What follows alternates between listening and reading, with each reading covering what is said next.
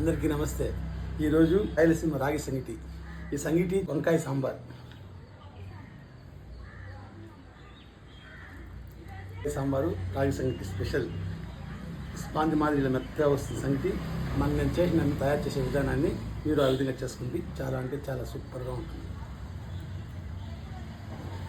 సంగటికి వంకాయ తీసుకు చాలా అంటే చాలా సూపర్గా ఉంది.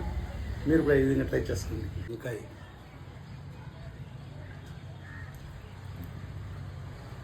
చూసారుగా.